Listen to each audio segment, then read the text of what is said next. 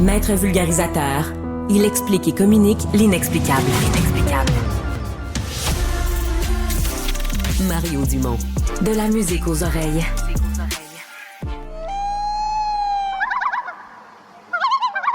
Oh, le chant des huards, on se croirait à la pêche. Oui, oubliez l'actualité pour un instant, parce que votre animateur s'assure de bien vous expliquer l'actualité à longueur d'année, mais là, pour la dernière de la saison, je me fais plaisir. On parle de pêche, parce que pour ceux qui ne le sauraient pas encore, j'aime la pêche. J'ai pas le temps d'y aller autant que je voudrais. Charles Raymond, pêcheur sportif, YouTuber de la chaîne Raymond versus Bass, est avec nous. Participe à plusieurs émissions sur la pêche. Salut Charles. Salut Mario, ça va bien? Oui, ça va bien. Toute ta saison est bien entamée, le plus que la mienne. Là. Bien oui, bien entamée. Même s'il y a eu beaucoup de pluie dans les dernières semaines, pour le mois de mai, ça a été un peu plus difficile, mais... Réglons ça. C'est vrai que ça mord mieux à la veille de la pluie, ça mord plus après le lendemain de la pluie? C'est quoi la vérité? Ah, ça, je suis pas un devin, je connais pas tous les trucs, mais en général, c'est vrai qu'avant la pluie, ou même après une pluie, ça peut être excellent. Ah oui? Ah oui, 100%. Plus que plein soleil, mettons. Ouais, quand il fait chaud, des fois, on le sent, des fois, que la pêche est plus compliquée. Les poissons vont aller se diriger en profondeur. Ils sont plus amorphes. Amorphes. Ça, c'est vrai, là. Ouais, c'est vrai. C'est comme nous, tu sais. Des fois, quand il fait bien chaud, là, on a moins faim, tout ça. Même principe. On s'évache, puis exactement. on boit plutôt que de manger. Ben oui. OK. Je veux qu'on parle de la pêche. D'abord, toi, t'es vraiment réseaux sociaux, YouTube. On a l'impression que tu t'adresses à un public jeune parce qu'il y a beaucoup cette idée que les jeunes aiment moins la pêche, que les jeunes vont moins à la pêche, que leur père allait à la pêche, mais le jeune fait du vélo. Tu vois ça comment? T'as-tu beaucoup de jeunes autour tu vois te suivre qui aiment la pêche? Ben oui, puis ça fait 8 ans que je fais des vidéos sur YouTube, puis de plus en plus, c'est encore plus des jeunes qui me suivent que tout autre âge. Donc, c'est vraiment impressionnant de voir comment que ça l'intéresse vraiment la plus jeune génération. Puis je pense que c'est vraiment l'accessibilité aux réseaux sociaux. Tu sais, maintenant, apprendre la pêche, c'est beaucoup plus simple qu'à l'époque. Ben moi, je l'ai appris tout sur les réseaux sociaux. Ben c'est ça. Ben, moi, j'ai commencé 10 ans que je pêche. Là, j'ai appris sur YouTube plein de trucs, comment mettre certains types de nœuds, certains types d'arrangements. Même fileter, j'ai appris à fileter sur YouTube mes poissons. Ben on peut tout apprendre sur YouTube, n'importe quoi. Puis la pêche, c'est vraiment excellent parce qu'il y a beaucoup de gens qui vont partager leur expérience, leurs trucs.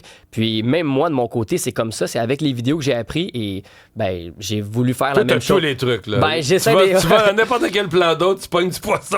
Ben j'essaie. Des fois, c'est plus compliqué, mais au fil du temps, plus qu'on pêche, plus qu'on a d'expérience, puis on est capable d'avoir une meilleure idée. T'sais. De deviner qu'est-ce qui va marcher. Ouais. Comment tu t'es arrivé à être un passionné de pêche? C'est-tu ton père, ton grand-père, ou c'est toi-même qui a eu Non, c'est mon papa. Tu sais, comme plusieurs, moi, mon père m'a initié à la pêche. On allait pêcher ensemble au bord du même Frémagogue, en petite pourvoirie, tout ça. Mais au fil des années, j'ai vraiment eu une passion plus grande que lui pour la pêche, puis il m'a toujours encouragé. Ben, la famille au complet a vraiment vu que j'aimais ça. Donc, moi, j'ai poursuivi là-dedans, puis aujourd'hui... Parce que toi, t'es équipé pour tes émissions, puis t'as ton bateau, un super bateau de pêche.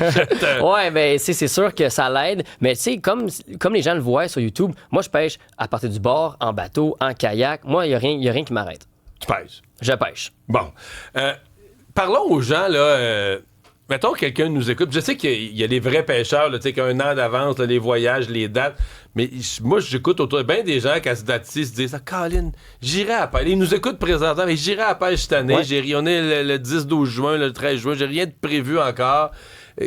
Toi, tu recommandes quoi pour quelqu'un qui veut pas mettre non plus une fortune? Mais c'est pas si cher, la pêche. Même une pourvoirie, c'est 100 quelques piastres par jour. C'est pas cher. Exactement, c'est ça. C'est beaucoup moins cher qu'on peut l'imaginer. Mais même, qu'est-ce que moi, je propose aux gens, et j'en parle souvent dans mes vidéos, c'est aller se diriger dans un cours d'eau qui est proche de la maison. Parce qu'on est chanceux au Québec, là, même dans la région, là, ici, on a la rivière des Prairies, rivière des Mille-Îles, on a le fleuve, puis plein d'autres petits cours d'eau. T'as fait une émission, t'as participé à une émission avec mon ex-collègue Vincent Dessureau de pêche en ville. Donc, pêcher tout le tour de Montréal. Ben oui, la pêche urbaine, c'est de plus en plus populaire, puis les gens réalisent que, ben oui, il y a du poisson alentour de Montréal. On n'a pas besoin d'aller faire 3 heures dans le parc de la Vérandrie à Mont-Laurier, nécessairement, pour aller prendre du poisson. Il y en a à côté de chez nous.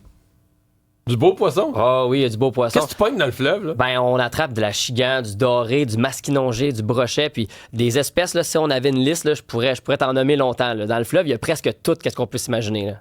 Ouais, des petits crapets aussi. Des crapets, tu sais, des petits crapets jusqu'aux gros esturgeons. Là. Donc, ouais, c'est vraiment impressionnant. Ouais.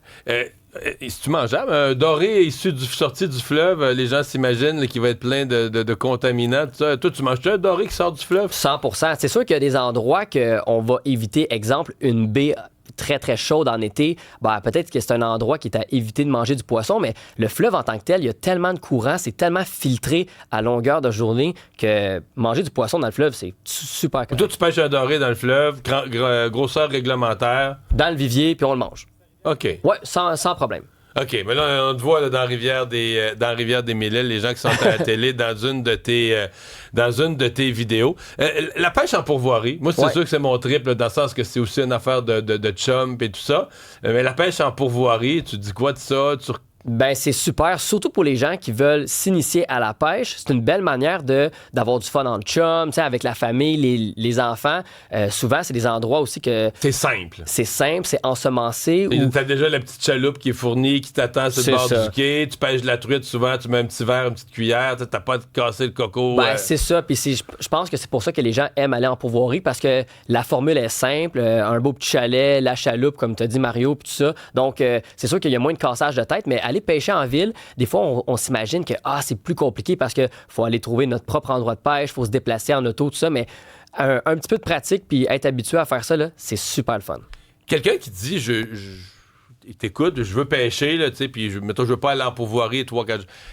C'est quoi les ressources? Où on trouve, par exemple, des lieux de pêche, des suggestions de rivières, des endroits? Parce que là, c'est une chose de dire, mettons que tu veux pêcher à partir du quai, là, que t'as pas de bateau, ou du quai ou du bord, là, tu sais. Y a-tu des ressources, des sites Internet, des livres qui existent, des références? Ben, c'est sûr qu'il y a plusieurs ressources. Même quand on tape sur Google, on va trouver plein de sites, plein de références. Mais je dirais même que Facebook, je pense que c'est la plus belle plateforme pour connaître différentes pourvoiries, des spots de pêche, parce que la communauté de pêche au Québec est vraiment sur ce réseau-là, Facebook. Il y a plusieurs groupes, il y a plusieurs pages actives sur les pourvoiries. Donc moi, je conseillerais aux gens d'aller faire un petit tour sur Facebook. De voir les expériences des autres qui donnent des idées. C'est quoi ton poisson préféré à pêcher dans le sud du Québec? Ben moi, je dirais que ça va être l'achigan. Ouais. Ça serait... C'est combatif. Ouais, c'est combatif. Puis l'achigan, il y a l'achigan à petite bouche et l'achigan à grande bouche, qui est comme la même espèce, mais vraiment deux catégories différentes. Puis les deux poissons sont tout aussi fun à prendre. Ah ouais.